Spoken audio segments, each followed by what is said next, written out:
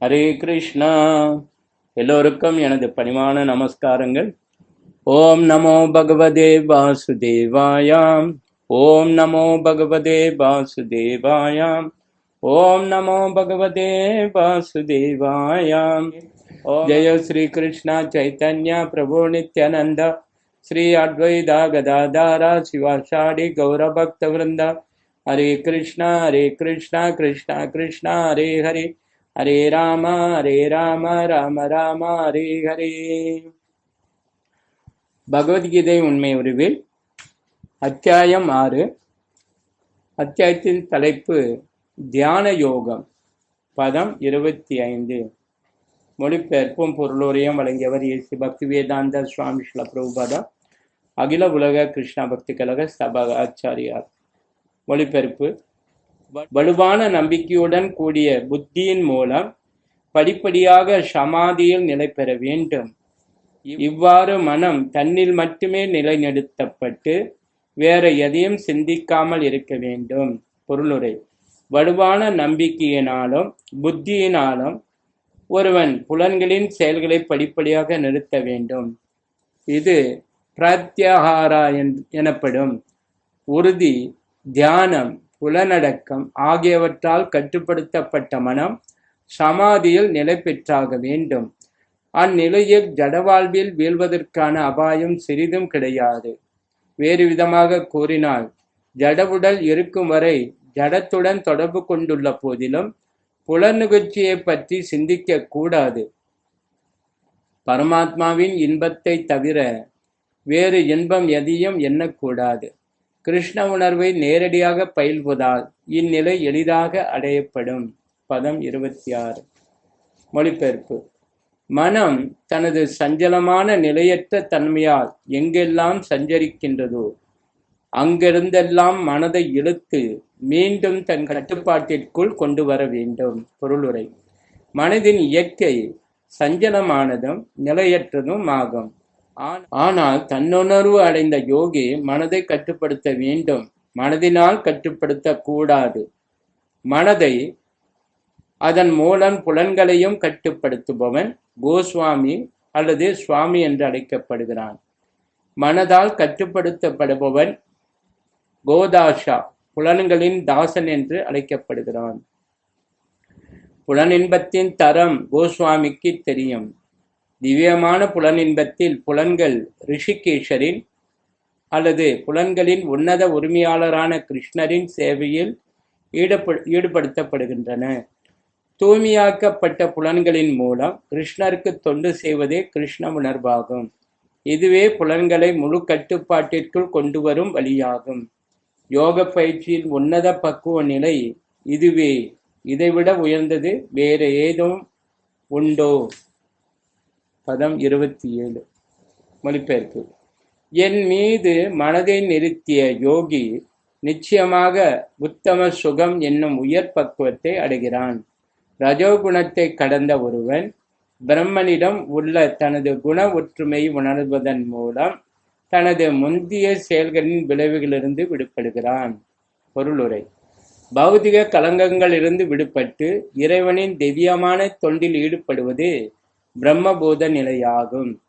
மத் பக்தி லபஷ்டே பராம். பகவத்கீதை 18:54. மனம் பகவானின் தாமரை திருவடிகளை நிலை பெறாதவரை ஒருவன் பிரம்மனின் குணத்தில் நிலை பெற முடியாது. ஷவை மனஹ கிருஷ்ண பாதார விந்தையோ. இறைவனின் திவ்யமான அன்பு தொண்டில் எப்பொழுதும் ஈடுபட்டிருப்பது அல்லது கிருஷ்ண உணர்வில் இருப்பது உண்மையில் எல்லா ஜட கலங்கங்களிலிருந்தும் ரஜோகுணத்திலிருந்தும் விடுபட்ட நிலையாகும். பதம் 28. மொழிபெயர்ப்பு: இவ்வாறாக சுய கட்டுப்பாடு உடைய யோகி இடைவிடாத யோக பயிற்சியினால் எல்லா ஜட கலங்கங்களிலிருந்து விடுபட்டு இறைவனின் திவ்யமான அன்பு தொண்டில் பக்குவமான சுகத்தின் உன்னத நிலையை அடைகிறான்.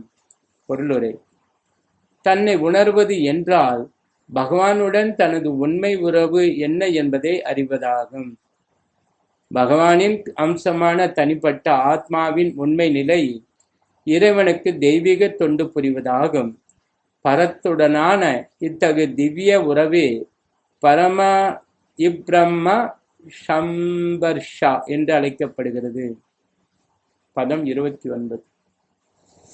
மொழிபெயர்ப்பு. உண்மை யோகி என்னை எல்லா உயிர்களிலும், என்னில் எல்லா உயிர்களையும் காண்கிறான். உண்மையில் தன்னுணர்வு உடையவன் பரமபுருஷரான என்னையே எங்கும் காண்கிறான். பொருளுரை. கிருஷ்ண உணர்விலுள்ள யோகியோ பக்குவமான பார்வையாளன். ஏனெனில் பரமனான கிருஷ்ணர் எல்லோரின் இதயத்திலும் பரமாத்மாவாக வீற்றிருப்பதை அவன் காண்கிறான். இறைவன் தனது பரமாத்மா ரூபத்தின் மூலம் பிராமணன், நாய் என இருவரின் இதயத்திலும் உரைகின்றார்.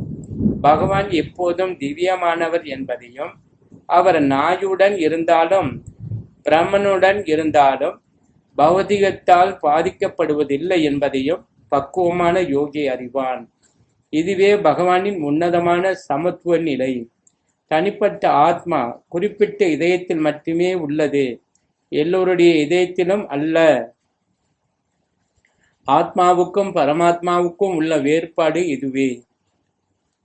யோக பயிற்சியில் உண்மையாக ஈடுபடாத எவரும் இவ்வாறு தெளிவாக காண முடியாது. கிருஷ்ண உணர்வினன் கடவுளை நம்புபவனின் இதயத்திலும் நம்பாதவன் இதயத்திலும் அவரை காண முடியும். இது ஸ்மிருதியில் பின்வருமாறு உறுதி செய்யப்படுகிறது. எல்லா உயிர்வாளிகளின் மூலமான பகவான் தாய் அல்லது பாதுகாவலரை போன்றவர். குழந்தைகள் எல்லோரிடமும் தாய் நடுநிலையில் இருப்பது போலவே உன்னத தந்தையான அல்லது தாயான பகவானும் சமமாக நடந்து கொள்கிறார். எனவே பரமாத்மா எப்போதும் எல்லா உயிர்வாளிகளிலும் வீற்றுள்ளார். எல்லா உயிர்வாளிகளின் வெளிப்புறம் கூட கடவுளின் சக்தியில்தான் அமைந்துள்ளது. 7ஆம் அத்தியாயத்தில் விளக்கப்படுவதைப் போல கடவுளுக்கு ஆன்மீக அல்லது உயர்ந்த சக்தி, பௌதிக அல்லது தாழ்ந்த சக்தி என 2 முக்கியமான சக்திகள் உள்ளன. ஆத்மா உயர்ந்த சக்தியை சேர்ந்ததாக இருப்பினும் தாழ்ந்த சக்தியினால் கட்டுப்படுத்தப்படக்கூடியது. ஆத்மா எப்போதும் இறைவனின் சக்தியில்தான் இருந்தாக வேண்டும். எல்லா உயிர்வாளியும் அவரின் ஏதாவது ஒரு சக்தியில் நிலை பெற்றுள்ளனர். யோகி சமநோக்குடன் காண்கிறான். ஏனெனில் ஒவ்வொரு ஜீவனும் தனது கர்ம வினைகளுக்கு ஏற்றாற் போல பற்பல சூழ்நிலைகளில் செயல்பட்டாலும் அனைவரும் எல்லா சூழ்நிலைகளிலும் இறைவனின் சேவகர்களே என்பதை அவன் காண்கிறான். ஜட சக்தியில் இருக்கும்போது உயிர்வாளி ஜட புலன்களுக்கு சேவை செய்கிறான். ஆன்மீக சக்தியில் இருக்கும்போது அவன் நேரடியாக முழுமுதற் கடவுளுக்கு சேவை செய்கிறான். இருவிதத்திலும் ஆத்மா இறைவனின் தொண்டனே. இந்த சமநோக்கு பார்வை கிருஷ்ண பக்தனிடம் பூர்ணமாக உள்ளது. श्री श्रीमद् भगवद गीता की जय, श्री प्रभुपाद की जय, गौर प्रमानंदे, हरे हरि बोल।